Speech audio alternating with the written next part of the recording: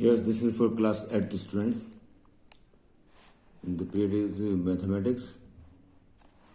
Now we are studying about chapter 8. The topic is compound interest. This is compound interest. अब compound interest की इन्होंने definition बताई है.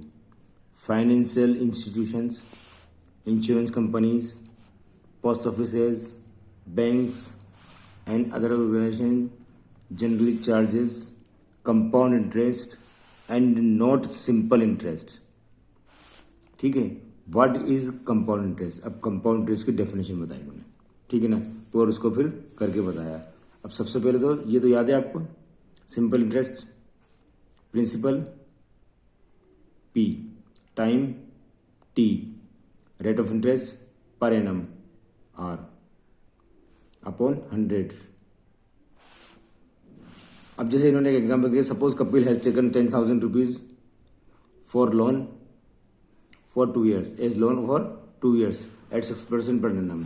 Compound interest, then the interest for the first year would be. ठीक है. तो जब इसको कैलकुलेट किया हमने, प्रिंसिपल की जगह 10,000, टाइम की जगह 1 और रेट की जगह 6. ये सारी चीज़ें हमें दी हुई हैं. ये प्रिंसिपल, ये टाइम और ये रेट. जब इसको कैलकुलेट किया तो इंटरेस्ट कितना कैलकुलेट हुआ? 6,600 rupees 600. After 1 year the amount principal plus interest. Principal is 10,000 and we have calculate simple interest rupees 600. तो दोनों का सम कितना हुआ? 10,600. ठीक है. अब अगले साल के लिए, now for the next year this amount is taken as the principal.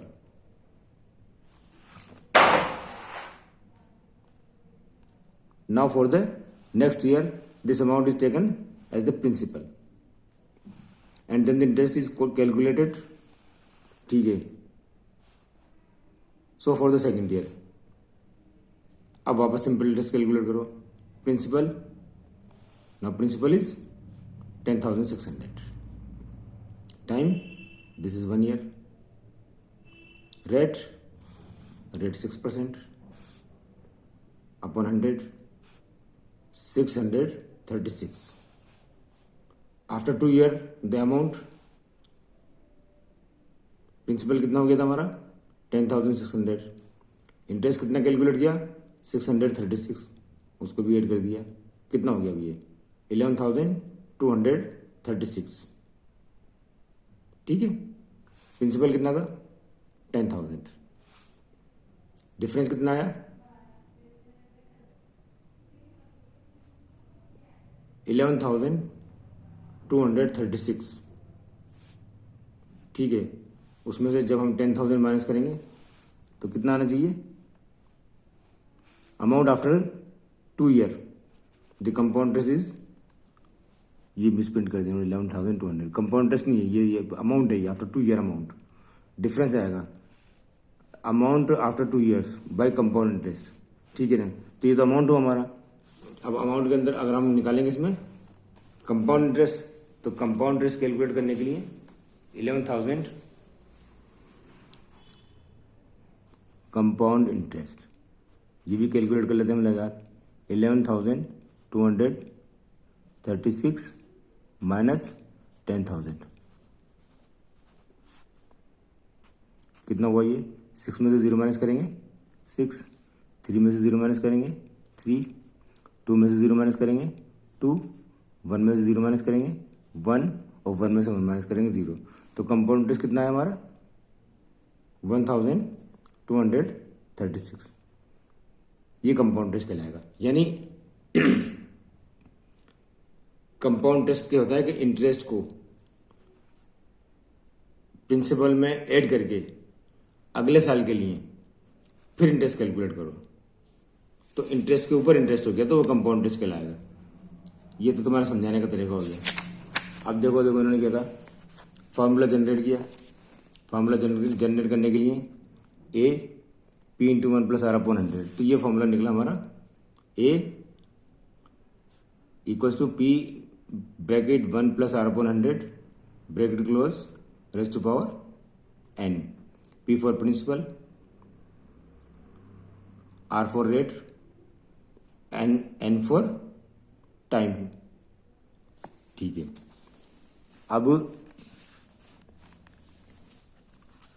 अब यह कंडीशन आती है, formula for finding the amount when the interest is compounded half yearly. If the interest is compounded half yearly, then the principal charges for every 6 month. Half yearly का मतलब जैसे जनवरी में amount लिया, अब इंटरेस्ट की calculate होगी जून में, फिर उसके बाद दिसंबर में, साल में 2 बार कैलकुलेट होगी, यानी आफ्टर एवरी 6 मंथ। तो फिर क्या हो जाएगा, यहाँ पर रेट हाफ हो जाएगी, यानी अब हो जाएगा हमारे पास आर अपॉन 100। यहाँ कितना था 1 ईयर के लिए आर अपॉन 100, अब हाफ ईयरली होती रेट अपॉन 200 और टाइम 2n। फिर उसके बाद एक कंडीशन ये आती है कंपाउंडेड क्वार्टरली, ये लिखा हुआ formula for finding the amount when the interest is compounded quarterly. इसमें क्या करेंगे, रेट को 4 टाइम कैलकुलेट करेंगे, अपॉन 4 कर देंगे और टाइम 4 टाइम हो जाएगा। तो क्या कहा उन्होंने, the formula for finding the amount when the interest is compounded quarterly is P bracket 1 plus R upon 400 into 4n। अब इन्होंने ये कहा इधर, find the compound interest paid when a sum of rupees 10,000 is invested for 1 year and 3 month at the 8 whole number 1/2% per annum, compounded annually. अब condition लिखी है उन्होंने compounded annually, तो अब यहाँ हमें सोचना नहीं है, ठीक है ना। Mayuri first converted the time in years, 1 year 3 month, तो 1 ईयर तो पूरा है, 3 मंथ को जब ईयर में कन्वर्ट करेंगे तो 12 से डिवाइड कर देंगे, तो ये हो जाएगा 1 होल नंबर 1/4 ईयर, 3 1 3 और 3 4 12, ठीक है। तो 1 होल नंबर 1/4। फिर उसके बाद Mayur try to putting the values in the known formula and come up with amount equals to principal 10,000 1 plus R upon 100। अब आर कितना है यहाँ पर, रेट कितना है 8 होल नंबर 1/2, तो 2 8 16 एंड 1 17/2 कर दिया, ये कर दिया उन्होंने 17/2 इंटू 100 था, तो 2 इंटू 100 को 200 कर दिया और 1 होल नंबर 1/4, ठीक है। फिर उसका अब आगे क्या करेंगे, अब इन्होंने कैलकुलेट किया इस तरीके से, पहले तो 1 ईयर का निकाल लिया और फिर 1/4 ईयर का निकाल लिया। 1 ईयर का तो सिंपल सा है 10,000 1 प्लस 17/100 200, और जब इसको कैलकुलेट किया 200 इंटू 1 200 और प्लस 17 करा, इसको कैलकुलेट कर दिया तो 200 17/200 आ गया। जब इसको कैलकुलेट किया तो 10,850 आया। फिर उसके बाद भाई 1 साल को निकाल लिया हमने, अब बचा 1/4 ईयर, तो 1/4 ईयर का इंटरेस्ट सिंपल इंटरेस्ट कैलकुलेट कर दिया उन्होंने,